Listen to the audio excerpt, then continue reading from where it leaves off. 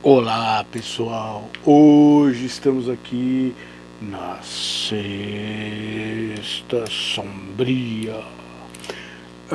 Vamos falar do Richard Ramirez, que nasceu em 1960, serial killer, pirado de tudo. Mas antes eu vou pedir para você se inscrever no canal, deixar seu like, seu dislike, acionar o sininho, se puder compartilhar o vídeo aí pro pessoal. O Richard Ramirez nasceu nos anos 60, ele está vivo até hoje, aguardando a execução dele, conhecido como Night Stalker, o, o, o Stalker noturno. Por quê? Porque ele atacava principalmente à noite, ele deixava para entrar na casa das pessoas à noite. De novo, entender aqui que a ideia não é fazer... Opa, deixa eu arrumar meu cabelo, minha barba. Fazer apologia a serial killer, tá? Mas são, como eu disse várias vezes, são pessoas que nos fascinam por fugirem, né,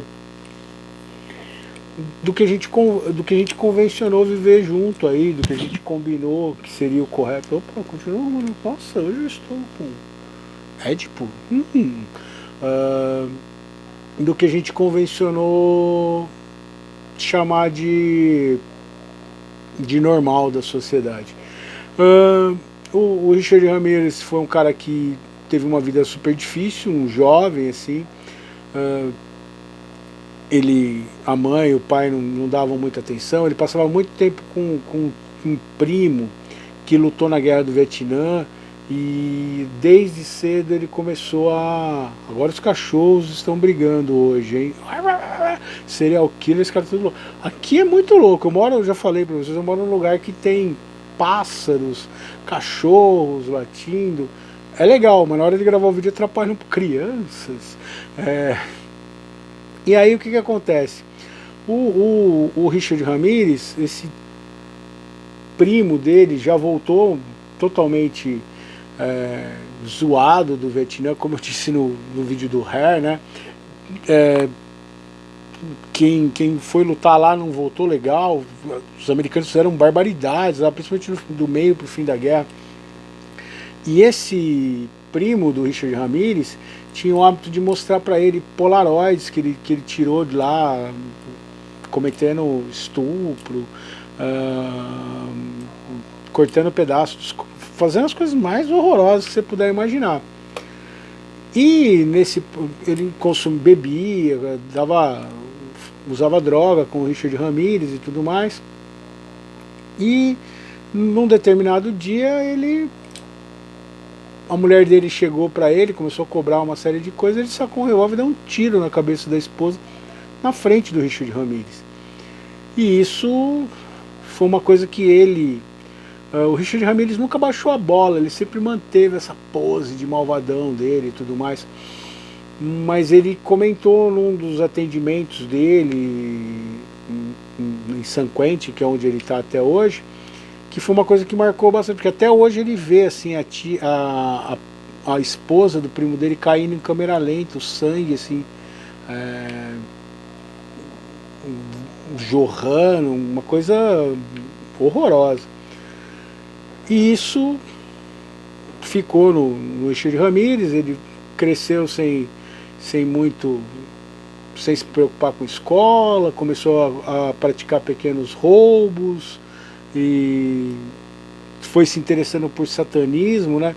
Logo no começo dos anos 80 existe uma febre nos Estados Unidos de associar o rock ao satanismo, né? Ele gostava muito de AC/DC, ele era conhecido como Night Prowler, e esse Night Prowler era de uma música do AC/DC, tanto que numa das cenas dos crimes dele foi encontrado um boné do AC/DC que ele deixou cair lá. Até na época tentaram associar o AC/DC com o Richard Ramirez, que é assim, a sociedade americana, principalmente a conservadora lá, a ala cristã, sempre quer fazer essas associações, colocar,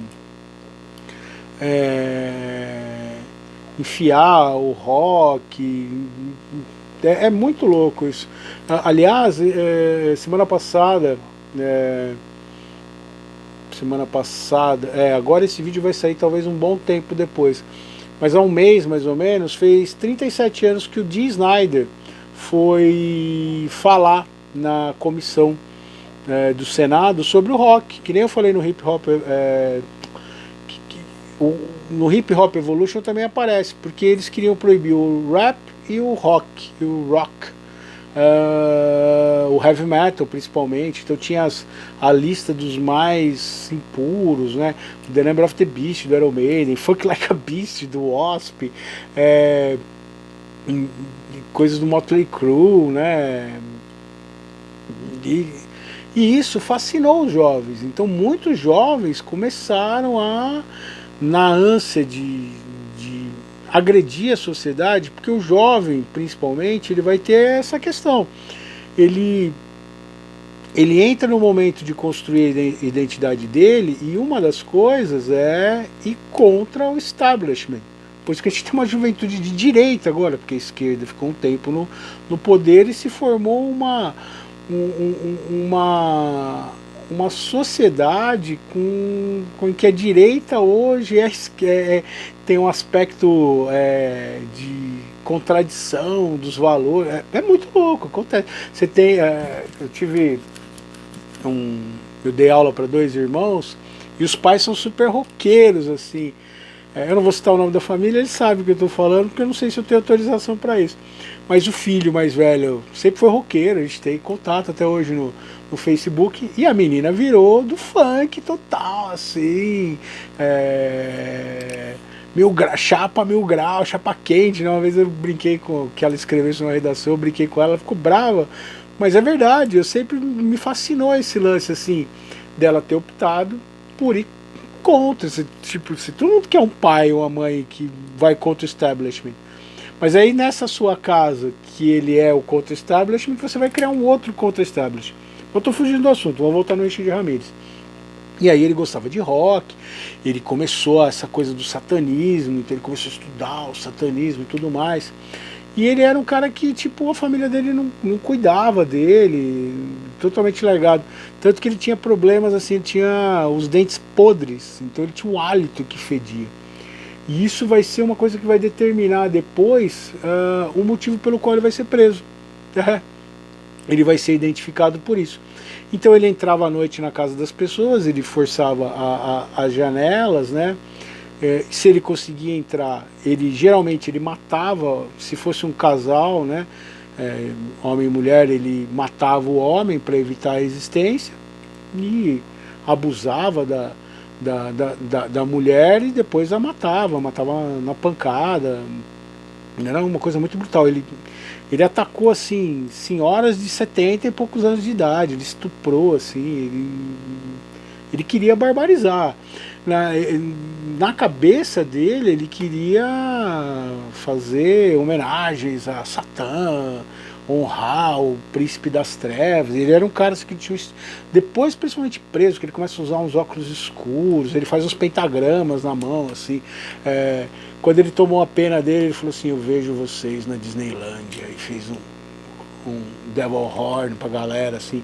Então ele mexia muito com isso, como o Ted Bundy, ele sensualizava, assim, e as meninas piravam, porque é muito doido isso, como que as pessoas que acabam rompendo os combinados da sociedade acabam fascinando outras pessoas lá nesse ponto. Ele casou na prisão, ele arrumou namorada, sabendo que ele matou 16 pessoas na pancada, assim, a maioria na pancada. Blunt force trauma, né, que chama em inglês, que é matar com objeto contundente. Ele matou muitos homens, os maridos, com tiro, e algumas pessoas sobreviveram aos ataques dele. Como que ele foi preso? Fizeram um retrato falado dele, né? E ele foi reconhecido numa loja de conveniência, num bairro latino, e a galera saiu atrás dele, que tava todo mundo com medo, todo mundo... porque virou assim um negócio de doido, assim. E o que ele fez? Ele saiu correndo, a galera tentou linchá-lo e ele acabou sendo preso. Daí fizeram as associações, investigar os crimes, e ele acabou sendo condenado à prisão, a ser morto por injeção letal, como John Wayne Gacy, por 13 homicídios, né? Estupro, ele desecrou alguns corpos, assim, ele... Não vou entrar nesses detalhes, você pode dar uma olhada aí na internet que você vai conseguir isso, porque não é a intenção do canal. E ele está até preso até hoje. E aí ele apareceu na American Horror Story em 1984, a temporada do ano passado do American Horror Story. Ele vai, eu até vou fazer um vídeo sobre o American Horror Story 1984, chama essa temporada, e ele é um criminoso que aparece na história, assim, em todos os episódios.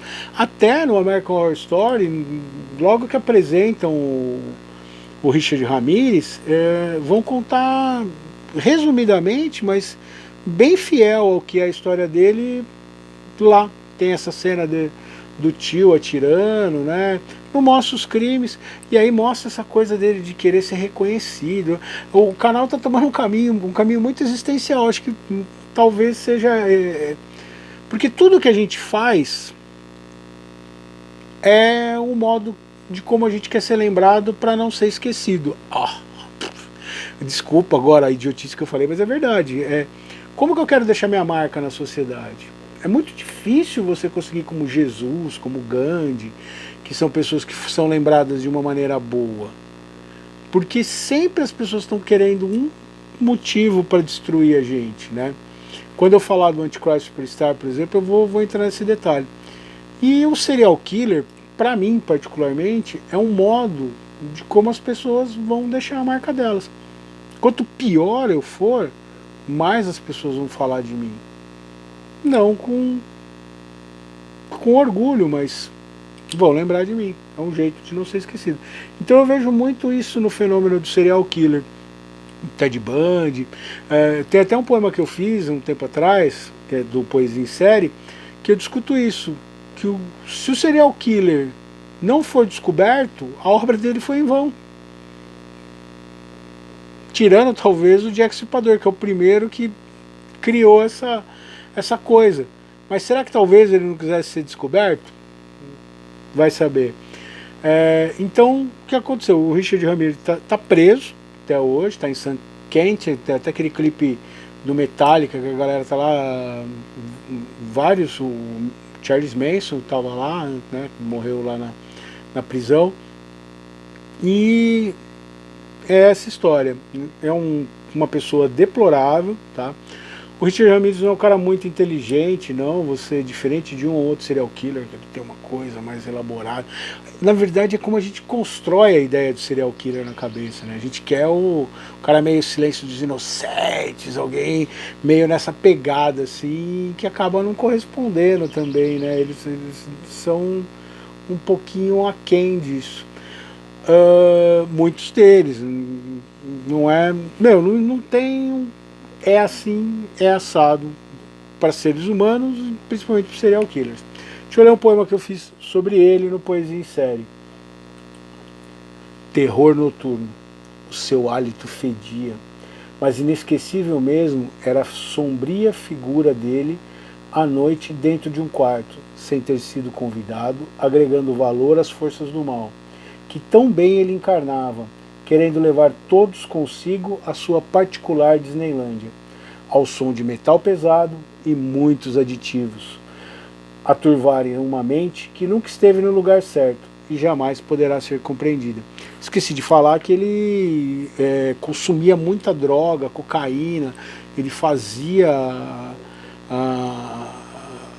as coisas, os roubos dele. Ele meio que entrou numa que assim... não tem amanhã, vamos fazer o que deve fazer hoje e que se dane, assim. Então, é isso. Sexta Sombria. Tente deixar a sua marca de um jeito mais legal, mesmo que seja só para as pessoas próximas, né?